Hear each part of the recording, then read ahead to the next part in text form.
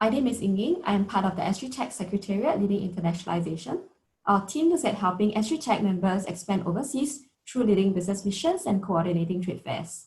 If this is something of interest to you, do remember to fill out our internationalization survey at the end of the webinar so that you can provide us with information on your markets of interest and we can better cater to your company's growth. A gentle reminder that this webinar will be recorded and also uploaded onto SGTech's YouTube channel. There will be a combined live Q&A session for both presentations after the second one. So please indicate your name and company information so that we can better assist you. Coming up first, we have Bird & Bird. So Bird & Bird is an international law firm with more than 1,350 lawyers and legal practitioners across 29 global offices. They cover a broad range of legal services, including commercial, corporate, intellectual property, dispute resolution, employment, finance, and real estate. They have been guiding clients in Asia-Pac for more than 25 years and have teams in the key business centers of Beijing, Hong Kong, Shanghai, Singapore, and Sydney. There will be 3 speakers from Bird & Bird today. They are all based in the Shanghai office. So there's Christine. She's an intellectual property partner at Bird & Bird with over 15 years of experience in helping companies protect their valuable innovations in the form of copyright, data rights, goodwill, trademark, design, as well as utility models and invention patents. Next, we have Emma, an associate in the intellectual property group. She advises companies on IP-related regulatory compliance and enforcement matters in China.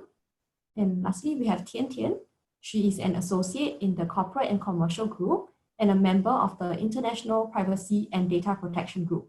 She advises Chinese and international clients on a range of data protection and cybersecurity issues in China as well as Europe, with a special focus on the TMT sector. Let's welcome Bird & Bird, please. Thank you, Ying Ying. So Emma here will present to you a few things to note regarding doing business in China, and in particular the aspect of IP protection. Yeah, Emma, please. Thank you, Christine. Hi, everyone. Welcome. I will introduce some interesting topics about IP protection in China. Let's go straight into the slides for the IP section. First of all, taking IP protection for software as an example, I will illustrate some common issues that a technology company may encounter when entering China. The first issue is what subjects can be protected under the Chinese IP laws. For software, there are technologies, data generated by the users, the design of the software interface, the name of the software, and also the related promotional materials. You could see that each one of them could be protected by patent law, copyright law, trademark law, or anti-unfair competition laws, or a combination of these laws. However, it is important to keep in mind that in most cases, you will need to file an IP registration to get IP protection in China.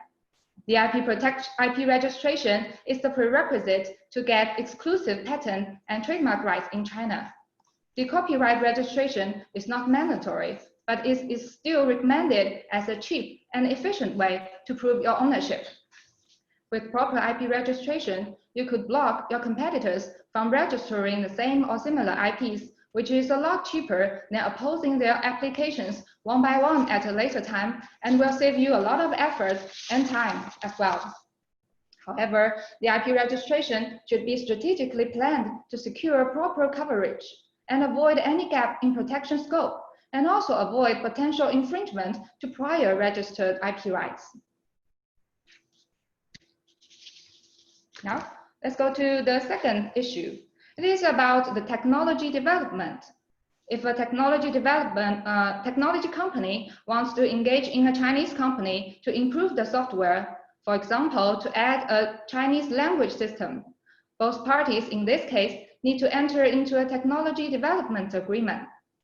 Before starting to share some important technologies or data with each other, please remember to sign a non-disclosure, non-use, and non-circumvention agreement to prevent the other party from disclosing this important information improperly.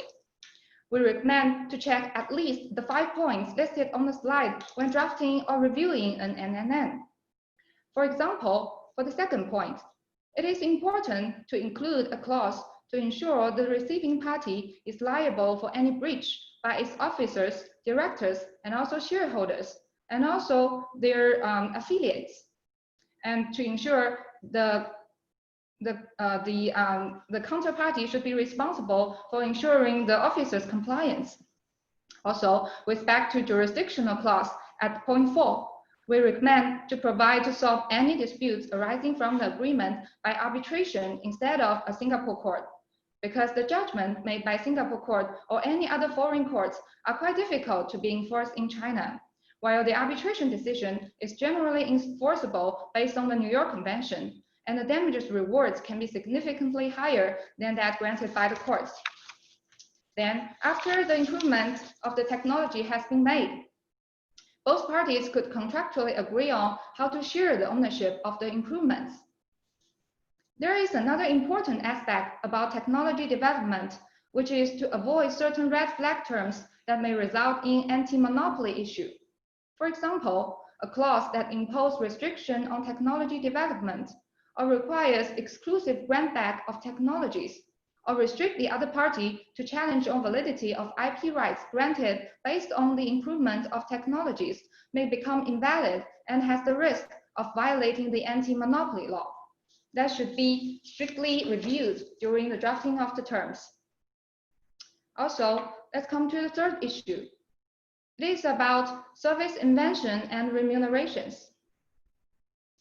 If a Singapore company wants to set up a joint venture in China and hire a bunch of tech experts to do research and development, the tech experts are expected to develop a certain amount of inventions within their work scope or by utilizing the material resources provided by the company. In China, the employer would enjoy the right to file patent application and enjoy patent rights for the invention created by the employee, which we call the service invention. However, the employer also needs to pay rewards and remunerations to the employee to comply with legal requirements. The patent law provides certain default rules that the employers could not contract out.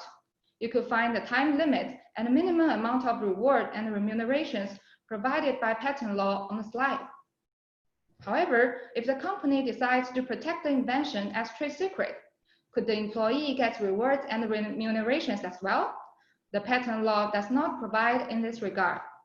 However, we would recommend the company to still pay equivalent reward and remunerations to the employee, because the idea is to reward the employee for creating an invention, regardless of the protection method. Also, one tricky issue about service invention is employees' first right of refusal, meaning if the employer plans to transfer the patent, it must make the same offer to the employee inventor before making the offer to the buyer. However, problems can arise if the employee has left the company and could not be reached out with reasonable effort, or if the transfer of service invention is part of a big deal and the employee claiming first right of refusal would impede the transaction.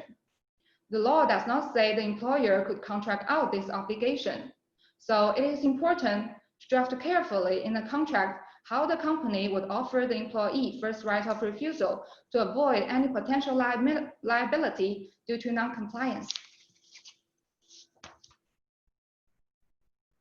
The next issue is about IP infringement. If a third party develops another software with the same or similar functions or designs or names as the original one, how to require the infringer to cease infringement and recover damages? The legal basis for tackling infringement software is provided on the slide. This one. Okay. If both parties had contractual relationship before, the right holder may bring actions based on breach of contract. For example, claiming violation of confidentiality duty or claiming use of licensed patent or trade secret beyond scope. If the technology underlying the software is copied, the right holder could bring patent infringement actions. Or if disclosure or suspected use of trade secret is involved, the anti-unfair competition law may apply. Also, if the source code of the software is copied, the right holder could file copyright infringement actions. If the third party uses the same software name, it may result in issues on trademark infringement. Again, we want to stress the importance of filing IP registration at an early stage, so that the company would have strong legal rights to claim against infringement. For each kind of the IP infringement cases we mentioned above, generally the right holders could consider 3 ways to implement its IP rights: the civil, administrative, and criminal actions. We take the software cracking as an example. Software cracking means removing or disabling copy protection measures of a software, such as faking the serial numbers, and the software could thus be used or duplicated without charge. It is considered a copyright infringement under Article 48 of the PRC copyright law. The right holder could bring a civil action, administrative action, or criminal action as the cases we provide on the slide. In a civil case, the infringer is ordered by the court to permanently cease infringement and pay the compensation of 50,000 yuan. In an administrative case, the infringer was imposed a fine of 560,000 yuan, and all its legal income, around 2 million yuan, was confiscated. In the criminal case, the infringer was sentenced to jail for 3 years and paid a fine of 300,000 yuan, and was prohibited from operating video website during probation. You could read the case details on the slide. The civil, administrative, and criminal action each has their pros and cons. Through civil action, the right holder could ask for preliminary injunction, monetary damages, or even punitive damages for up to 5 times of the amount of loss in profit. However, the downside is the high legal cost and the long time required. The administrative action is cheaper and effective by utilizing the power of administrative authorities. The punishment would be published and affect the infringer's company credential. However, the downside is local protectionism, and no monetary compensations would be paid to the right holder. The customs recordation is part of an administration protection to prohibit infringing products from being exported and imported. The criminal proceeding has the most deterrent effect. It is also cheaper compared to civil action because the police and procurator would handle the case before court. However, the downside is the high legal threshold. Usually, the right holder should conduct investigations and notary purchase to secure evidence up to a certain value. The choice of different IP protection methods usually need to be made on a case-by-case basis. The above is my part of introduction on IP protection in China. I will now pass my microphone to Tian Tian, who will introduce you the next topic about data protection in China. Thank you.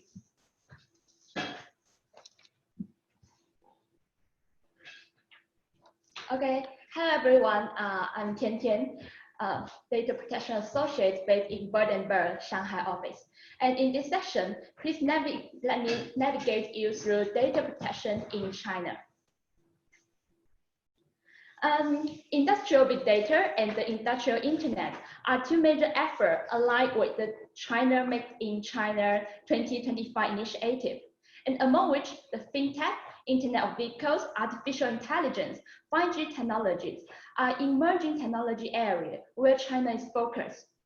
And it is also worth mentioning on the right-hand side, the picture here, there is 3 digital color health QR code system. Basically, it is a health QR code system with the support of big data, which played an important role in the control of COVID-19 pandemic in the past months. And this system works by assigning residents 1 3-color QR code, red, yellow, and green. And only the green QR code holder are allowed to move around the city freely. To generate your own QR code, you need to provide your own personal information, which will be further verified with the government's databases. Also, this system could check one's geolocation. If you travel to an area of higher infection risk, your QR code could turn red or yellow depending on where you have been to. So as you see, the use of big data and internet have present tremendous opportunities. On the other hand, however, the data privacy and security has become one of the main concerns for Chinese regulator. For example, the Chinese authority have cracked down on unethical data collection and personal information by apps. Almost 600 illegal apps were reported to be removed by the Guangdong authorities in its enforcement in March this year. Among them, 21 apps have been removed due to the violation of personal information protection regulations and the hidden security risks that may lead to information leakage. So, how is data protection regulated in China? In this slide, you can see there are 4-tier regulations that apply to data protection in China. On the top of that is the national level legislation. There is currently no single dedicated comprehensive data protection law in China. Instead, legal provisions on personal data are scattered in different laws. The Chinese cybersecurity law, effective since 2017, is one of the most important pieces that provides the highest level legislation touching upon personal information. And on the second tier, there are the sector-specific regulations and rules. It regulate data by industry, for example, the financial industry or the credit rating mapping industry, etc. And on the third tier, you can see the data and cybersecurity rules and regulation. And also on the last, the important guideline. It had played important role in the data protection compliance in China.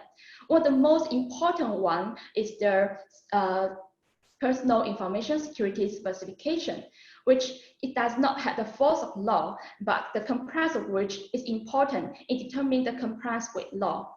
It is also worth mentioning that many regulations here remain in the draft form. And I would also like to introduce 2 recent regulatory developments. On the one is the Civil Code, which adopted on May 2020 and will be effective since 1st January next year. It has a dedicated chapter to privacy rights and personal information protection. And another piece is the draft of the data security law, which released just in the early this month. And it focuses on the security of data and the national security. It has extraterritorial application. It established a tier system for data security and set up data security protection obligations. However, this is still in the draft form. So, how does data protection law apply to you? Well, the cybersecurity law applies to organizations considered as network operator, which means that owners and administrators of network and network service provider. This is a broad definition, which means that potentially any entity doing business in China using a network, using a computer network could be subject to the cybersecurity law.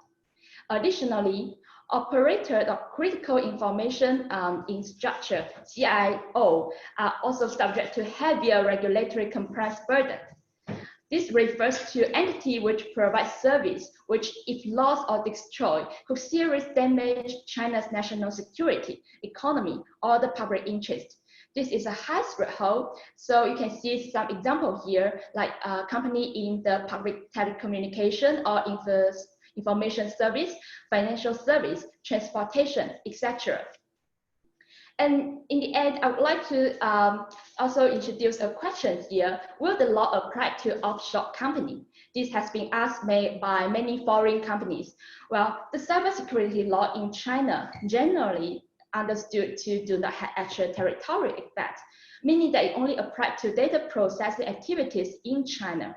Nevertheless, if an offshore entity collects personal information on individuals in China through its website hosted outside of China, it could potentially trigger the application of the cross-border data transfer rules in China. However, these rules have not been finalized yet. Therefore, this is not a yes or no question, and companies, especially offshore companies, should keep monitor the future development of this fast evolving regulatory landscape. So if you fall within the application law, you then need to understand what type of data you collect and process. In this slide, you can see there are 3 circles here. The personal information means any information that can be used independently or when in combination with other information to identify a natural person. And there is a special category of personal information here, is the personal sensitive information. For example, financial information, biometric information, and health information. Another type of data is important data, which relates to the CIIO, Critical Infrastructure Information Operator, as we discussed just now. For example, personal financial information processed by a Singapore commercial bank in China is likely to be deemed as important data.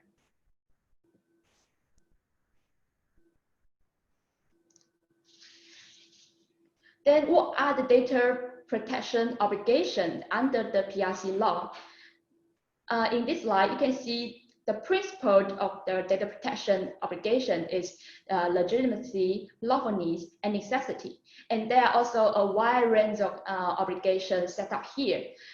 In the interest of time, I will not be able to go through the obligation one by one, but I'd like to focus on the 2 topics here. One is the lawfulness consent, and the other is the data transfer regime.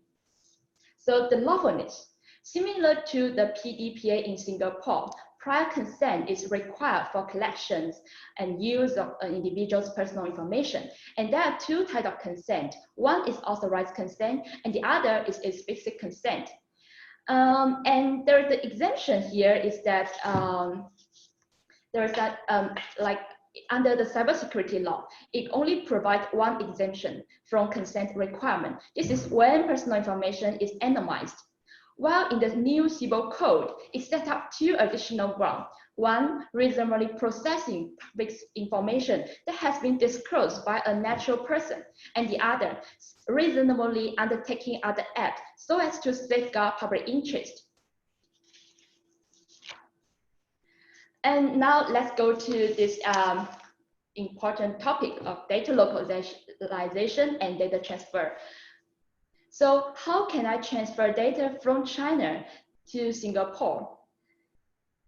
Well, originally in the Chinese cybersecurity law, Article 37 required that the CIIO to domestically retain personal information and important data collected and generated within China to start within China only, unless it obtained approval from relevant authority with a successful security assessment on, and also prove that it has the business need to transfer the data outside of China.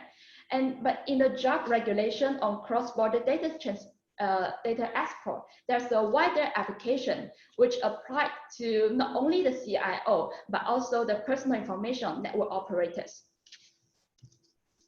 And also there are additional obligations set up in the national standard.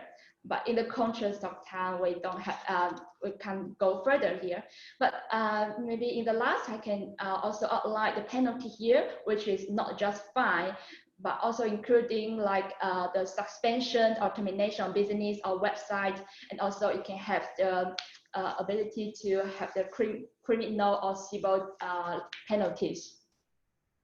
And in the end, there's a practical pricing checklist here. And I hope you find this useful. And if you have any further questions, you can ask us in the final section of the Q&A, or if there is other questions, you can feel free to follow up with us by email on the contact here. Okay, thank you. Thank you, Tian Tian and Emma. So coming up next, we have Mr. Ni Pai Chi, the Vice President of the Sino-Singapore Guangzhou Knowledge City, Singapore Branch Office, or the CSGKC for short. CSGKC is a state-level bilateral cooperation project between Singapore and China. CSGKC also hosts a national-level intellectual property application and protection comprehensive reform pilot zone, the IP Hub, which is supported by the IPOS Singapore as well as the National Intellectual Administration of China, where IP-related incentives in the IP Hub is said to be the best among China. Let's hear from Pai Chi on his presentation on the CSGKC as well as the IPR regime in CSGKC. Pai Chi, please.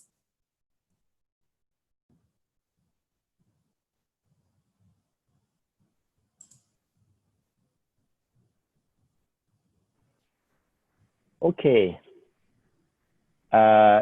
Is my screen showing my slides? Yes. Okay. Good afternoon, everyone. I'm Pai Chi from GKC, and I will be introducing the following topics today. I will be introducing the Greater Bay Area, or known as the in full Guangdong, Hong Kong, Macau Greater Bay Area. Then I talk about my project, which is the Sino-Singapore Guangzhou Knowledge City project. Then I will talk about the IP Hub in the Guangzhou Knowledge City project. And lastly, I will touch on the very attractive IP incentive that is available to Singapore company as well as Chinese company. So let me go into introducing the Greater Bay Area. So in China, we know that there are a few very vibrant economic zones. From the north, you have Jing-Jin-Ji region, which is covering the Beijing, Hebei, and Tianjin. Then in the Yangtze River Delta, or known as Changshanjiao, which covers Shanghai, Jiangsu, Zhejiang area. And in the south, we have Greater Bay Area, or previously known as Pearl River Delta, which cover Guangdong and Hong Kong and Macau. And of course, the rest is the West, Wild West, generally known as Sipu. And Western region, the main activities are in Chongqing and Sichuan. Our Singapore government and our government-linked companies actually, over the years since 1994, have been setting up industrial townships in this region. In 1994, we have China-Singapore Suzhou Industrial Park in this Yangtze River Delta. Then in 2008, we have Sino-Singapore Tianjin Eco City, which is in the Tianjin or in the Jing-Jin-Ji region. And in 2010, we have China-Singapore Guangzhou Knowledge City set up in Guangzhou in the Greater Bay Area. And in 2015, we have a Chongqing Connectivity Initiative project in Chongqing. Next, I will go into my region, the region that my project is in. It is Greater Bay Area. So why is Greater Bay Area so important? Greater Bay Area actually comprises of these cities in Guangdong as well as Hong Kong and Macau. You can see that it covers an area of 56,000 square kilometers or 70 million population, and it has a GDP of 10 trillion renminbi. I will try to list down the importance of GBA, Greater Bay Area.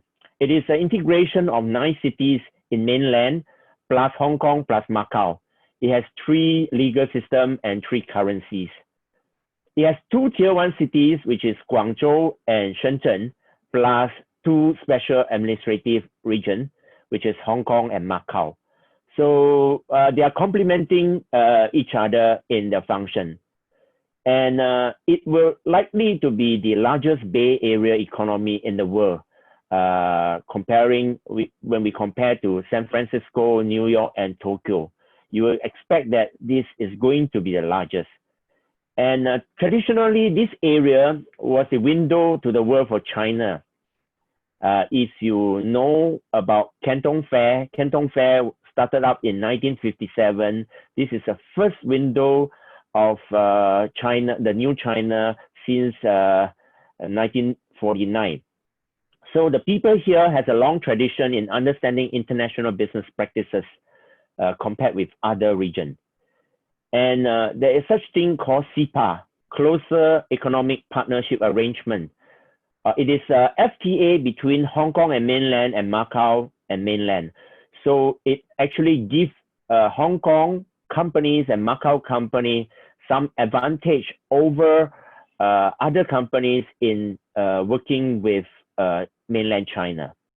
And to us Singaporean, this is a place that we feel that we have a very strong link.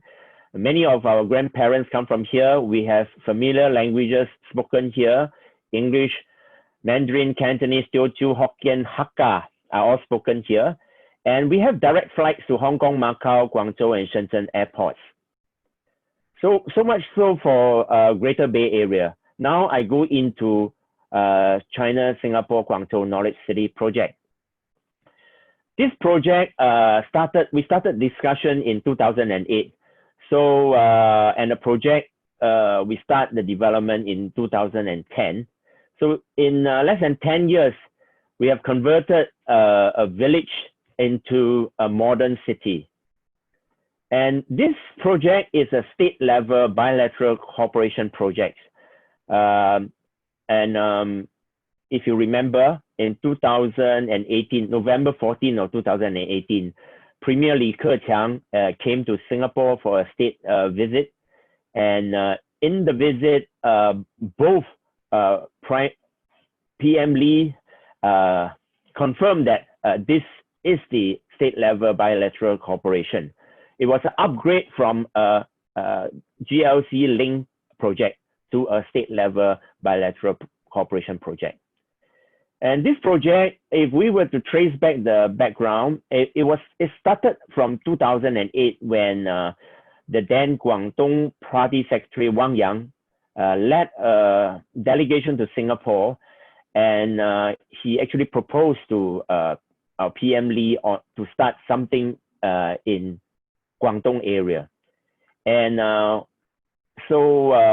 and this project today is 50% owned by a Singapore consortium and 50% owned by the Chinese consortium. Singapore consortium is owned by Capital Land, and the Chinese consortium is owned by the Guangzhou Development District. So we form a joint venture company to jointly develop the area.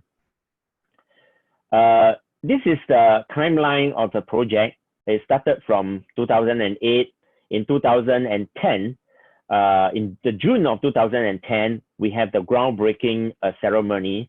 We have just celebrated the 10th anniversary of groundbreaking. So we are on the way to the full development, probably take another 15 years or so. And the concept, the vision or concept of Knowledge City, we want to build a vibrant community where people can live, work, learn, and play in harmony. And we want to build a place that, we want to build a city that in China that is globally known for its vibrant economy and environmentally friendly lifestyle.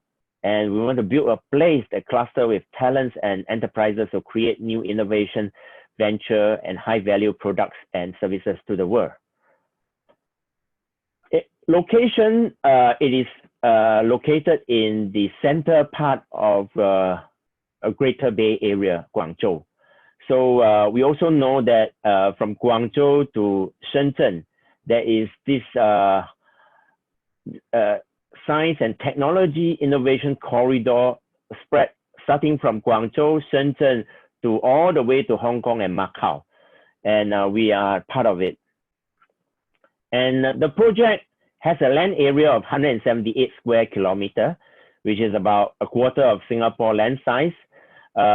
We have 90 square kilometers for development, and we are going to take about more than 20 years to build the whole new city.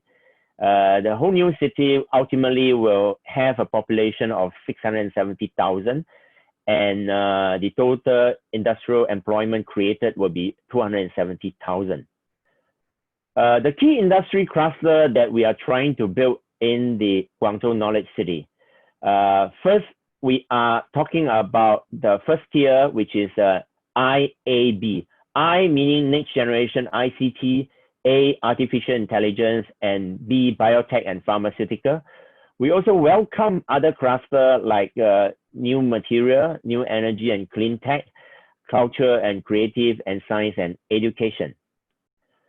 There are 7 value parks under construction. Some of them have already completed, and altogether they take up about 30 square kilometers. And these are our 30 square kilometers meant for the industry. Some of the projects they are either under construction or completed. One of them is GE Healthcare Campus and Beijing Biopharmaceutical Project. This is a project that is jointly done by GE as well as Beijing, and they will take in other pharmaceutical company into the park. And the next project is Guangzhou Chem Semi Technology Inc. This project is also completed. This is the first 12-inch production line chip factory established in Guangzhou, and it covered an area of 140,000 square meters. It's going to produce chips for Internet of Things, automotive, electronics, artificial intelligence, and 5G. And next project is related to Singapore. It is a China-Singapore International Joint Research Institute. It is a modern R&D institute jointly set up by the South China University of Technology and Nanyang Technology University, NTU, and CSGKC. It has many labs in the institute, covering different areas of research. And next, we are talking about Guangzhou International Medical Cluster for Cancer Treatment. So it has 3 hospitals, and it covers about 1,200 beds in the hospitals, mainly covering the tumor medical care. The lead hospital is Sun Yat-sen University Hospital. Next, we go into the subject today, which is IP Hub. The Guangzhou Knowledge City hosts the only national level intellectual property application and protection comprehensive reform pilot zone in China. It was approved by the State Council in 2016, and it has some of the building has been completed and in operation, and it has a planned area of 20 hectares and a built-up area of 0.7 million square meters. It integrates over 80 IP-related institutions and offices such as the Guangzhou IP Court, the Guangdong Patent Examination Center, CNIP, and the IP Protection Center of China, Guangdong. So over here, we see the first overseas representative office from IPOS Singapore. IPOS Singapore, together with GKC, set up this center called IPISC, China-Singapore International Intellectual Property Innovation Service Center. The center is set up to help to create a link between Singapore and China in terms of intellectual property. It has the whole center was set up, mooted in May 2016, and after a few years of preparation and various stages of signing of MOU in front of the two lead leaders of the two countries. Ultimately, it was set up in September 2019. And this center is going to function. There are 4 roles in this function.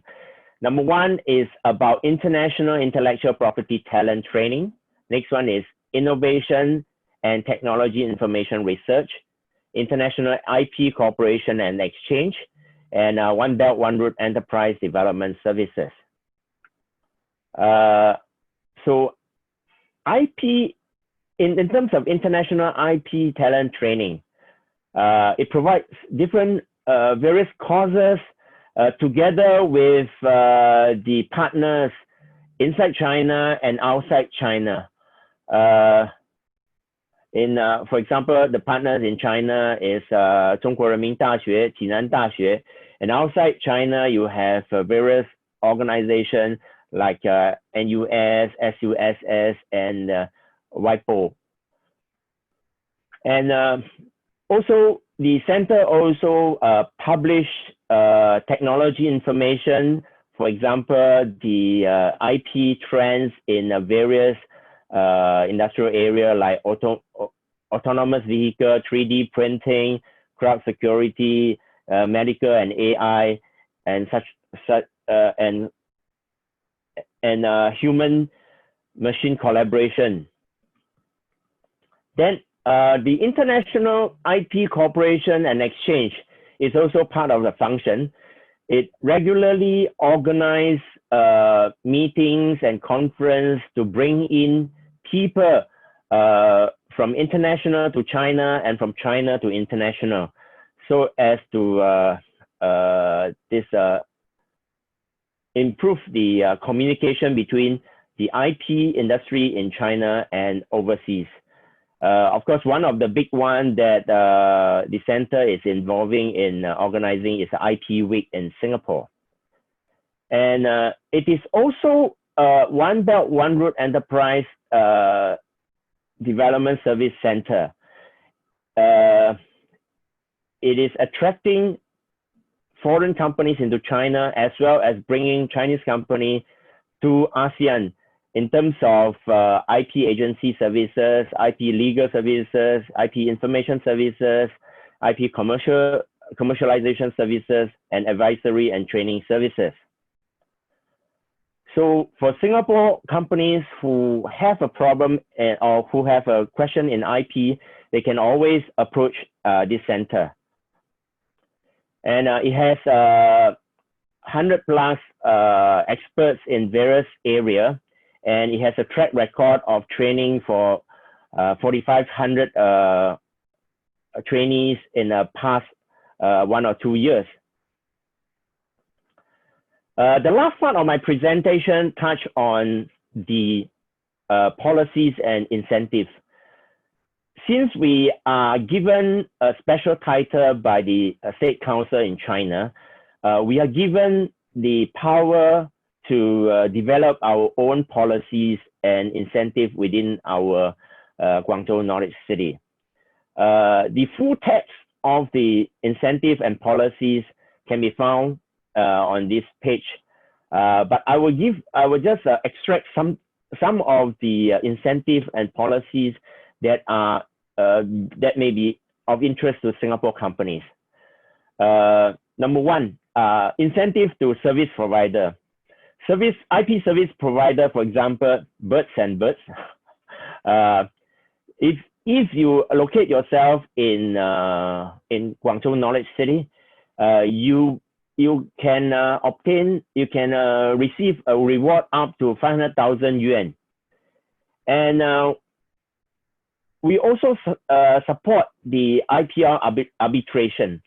So in any case, if you are doing arbitration in Singapore, Hong Kong, or Macau, you are given up to 50% or up to 150,000 yuan per case. We are also having policy to strengthen the cooperation in IP protection. When you have an intellectual property right protection litigation in Hong Kong, Macau, or Singapore, and if you win the case, you'll be given 30%, up to 30% of the actual legal fee, with a cap up to 1 million yuan. And we also encourage the IP finance marketplace. If you set up a company that is in the area of IP finance marketplace, the government, local government will give you up to 50% or cap at 2 million yuan. And if you are a company who are using your IP to get your finance, the government is also able to provide the IP financing guarantee. And if you are a company who are thinking about IP finance leasing, the government is also prepared to give you subsidies up to maximum 2 million yuan a year. And we are also promoting IP security financing. You are able to get up to 6 million yuan in the reward. And last but not least, we are also promoting industrial interaction. If you are a company that organize training, exhibition, and forums on Hong Kong, Macau, or Singapore intellectual property rights, and you can get subsidies up to 30% or up to 1 million yuan. And for those who are having the operation in Guangzhou Knowledge City, you are also going to be treated equal as the China intellectual property. So your Singapore intellectual property are enjoying the same treatment as a China intellectual property.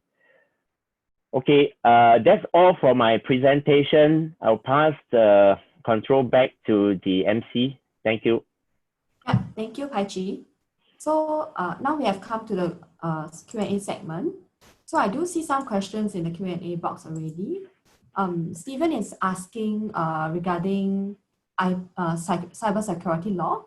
So does it also apply for data centers that are outside of China? So I guess maybe the company, their information is actually stored in an offshore database, while they may be a company operating in or outside of China. Well, this is a good question. And in answering this question, there are several considerations. First, as we just mentioned in the presentation, the cybersecurity law generally understood to do not have extraterritorial effect, which means that it will not apply to if the data center, if the server is based outside of China without any establishment presence in China. However, there's the potential application of the data transfer rules, which, however, still remain in the draft form. So this is worth considering in the future. And also, there's another wider cybersecurity and also commercial consideration.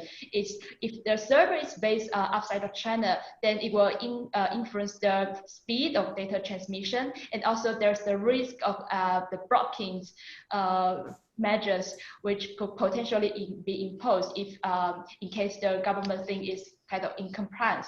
So there's the risk here. I hope this you can find this helpful. But if you have further question, you can follow up. Yeah. Okay, thank you. So there's another question also asking about IP protection for a specific industry, for education company. So what's your maybe generic advice for companies if they want to embark on a journey to China? What's the first few steps they must do to protect their IP? I can take these questions. Regarding IP protection in the educational online training or offline training, there are three aspects I think you should consider. The first aspect is brand name. Absolutely, before even you start cooperating, register your trademark, because if you don't do that, other people would. And just think about the brand name that you use in Singapore. Think about a Chinese brand as well, because the habit of the consumer here is to refer to a lot of international brand by its Chinese name. If you don't come up with one, other people will come up for you and register it. So absolute key. The second aspect is to think about copyright, because the core of a lot of education institute is lying, in fact, in the know-how, right, of your training material. We've handled a case where the the IP owner of the Bikram yoga. They have the yoga Bikram sequence, right? And later on, someone copied, they used a different brand name, but in fact, they copied the sequence. And so that's the question of, is the yoga sequence protectable by copyrights? And the answer is yes. So think about copyright. But thirdly, most importantly, is just how you conduct your business by contract, or is there any physical way where you can restrict other people? Just after cooperation, take away your know-how and set up a different shop, but using the same material. So that a lot of the old, very traditional way of protecting know-how is useful, right? People who, for example, attend the class cannot bring the camera, cannot make any recording. Be aware of people pretending to charge their phone, but in fact they turn on their recording. And think about contract, right? How if you're thinking about licensing it by a franchise arrangement, think about what is the relationship of you and your franchisee. Can you maybe make sure that if there's any infringement, that they be responsible for it and pay a fixed sum penalty per breach? Have the arbitration in Singapore, perhaps, so you have a little bit of a home ground advantage. So these are the points to think about. All right, thank you, Christine. So I have another question regarding data transfer. So I believe Tian just now did mention a little bit, but Kevin is asking whether if there are specific restrictions for data to be transferred for business use from China to Singapore. Yeah, thanks for the question. So first of all, you need to consider what kind of role you are. Are you a CIIO, the Critical Infrastructure Information Operator? And if you are, then the Article 37 of the cybersecurity law will directly apply to you, which means that the general principle is that you need to domestically retain the personal data in China. However, if you can prove that you have the business need and also you conduct the security assessment, then you can transfer your data. You can transfer your data from China to Singapore. But so I think CIIO would be give some examples. Singapore Airline, right? Yeah. And banks. And if you're a mapping company. Yeah. And if you have a super popular website, I don't remember what's the click number, like 100 million per click per day or something. So if you have a super popular website, you might actually be a CIO. So even if you have the data center elsewhere, be very aware of the implication. Yeah, and also meaning you need to apply for approval before sending the data out. Yeah, and also, but like as we mentioned, this application is only for the CIO, but then it had the potential broader, this kind of requirement is potentially be broadened by the job regulation of data transfer. So it requires all network operator, which means that you are not only a CIO, but you can be any network operator. Then you will also be subject to the security impact assessment before your data export. However, this regulation is still in the draft form. So now, since it is still pending, companies should consider your situation, and also it will be advisable for you to conduct a security assessment before your data transfer for your business need. So that draft format, I think a lot of people say is very draconian because it applies to all companies which acquire data from China users, right? Yeah. And there's no de minimis rule, so it's not like before. Only if you are sending, I don't know, 1 gigabyte of personal information out, then you'll be caught. There's no de minimis rule. And overseas company, if this is applicable to them, they need to nominate a legal representative in China to be responsible for the breach if anything's go wrong. So, be very careful if your company one day say, hey, we've got a post for you. Why don't you be a legal representative for a smart website in China? Be very aware what this implies. Okay, thanks for the advice. Okay, right now we do have a question for Pai Chi regarding CSGKC. So Tristan is asking whether Singaporean companies can also enjoy the benefits and the resources at CSGKC if their offices are not located in Guangzhou. of course, the local government is only willing, because this involving all the funds and all this. So the local government will require you to have a legal entity in CSGKC before such benefit or such incentive is given to the company. So I think we can discuss. I mean, either you set up a subsidiary there or you set up another independent company there. I mean, to enjoy it, you have to be having a company there. Okay. What about if they set up a small, what do you call it, like a co-working space? I mean, yes. They register an office. Yes. So we do have a few co-working space operator over there. So you can rent a desk. That's no issue, but you must at least register a company. Registering a company is a very easy thing to do. In fact, my Singapore branch office is helping quite a few Singapore companies to do the registration. It's not a difficult task. So it depends on, of course, having a company there, meaning that every year you have to submit some legal required document and things like that. So it will depend on whether if the benefit is big enough for you, you may want to consider doing it. But of course, if you set up a company and actually hire people there, I mean, the local government would be even happier. Okay, I understand. Okay, I have another question for Paichi. So, yes. Given that there's still some runway for CSGKC for it to be fully developed, are there already some success stories for the IPR IB Hub? Are there any Singapore companies that have already benefited from, some, unfortunately, they got in some lawsuit? Yeah, can you help them in any way? Okay, yes. I would say that, yes, we heard of one Singapore company that was taking up a case with a local company, but it was quite early, I think about 2016 or so. So I understand that they actually engage somebody to do it. But now they could have come into our IT regime and request the help of IPISC, the center who can coordinate everything for them. And of course, we are not the lawyer like Bird and Bird, but we have a network of operator that we can actually refer to them and give them some first level of advice. This is what we can do. And if they take up a case, if they are a Singapore company and they take up a case, if they are a company that registered in CSGKC and take up a case, as you see just now, that you can get up to 30% of their legal costs being subsidized by the local government. Okay. So let's say if we have a member company from SGTech, a software company that wants to register their IP in China, yes. Would you recommend that they go straight to CSGKC? Yes, they can always come and talk to us.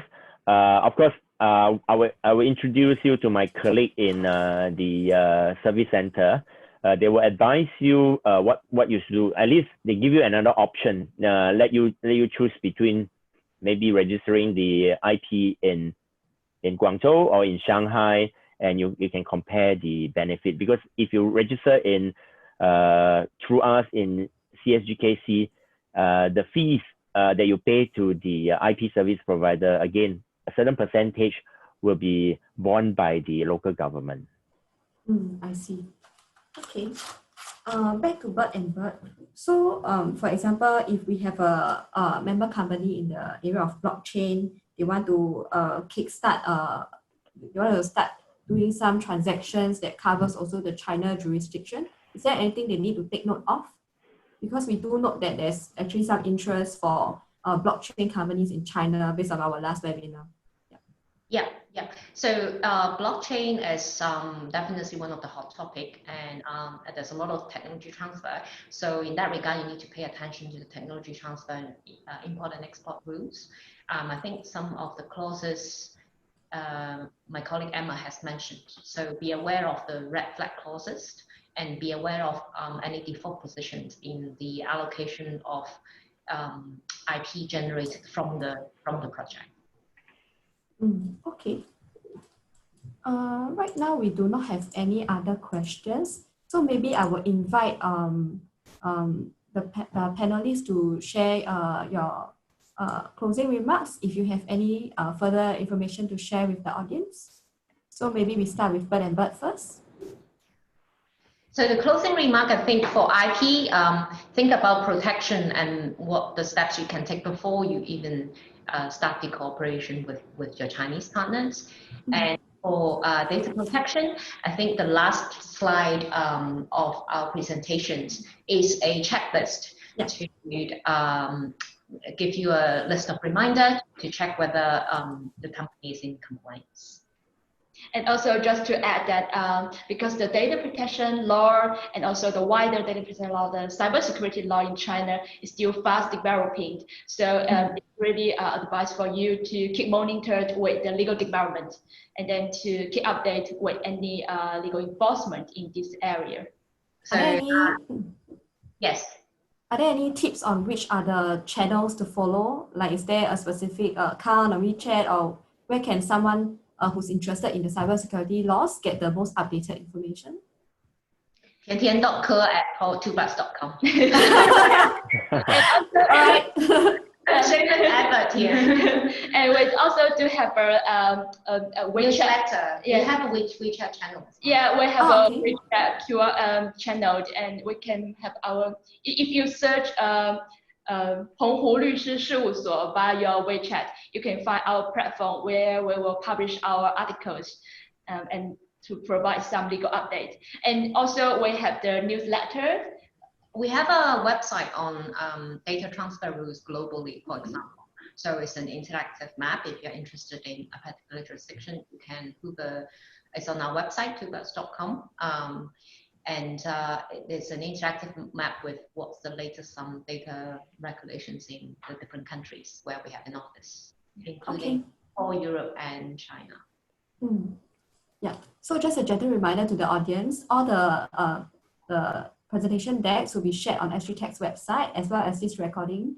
It will also be uploaded onto the YouTube channel. So if you want to contact the panelists, their addresses will also be inside the presentation decks. Otherwise, you can always reach out to the SGTech Secretariat through the email address given in the Zoom chat function, and we will also help you do the link ups. Yeah. So Pai-Chi, would you like to have a few words as well to the audience? Yes.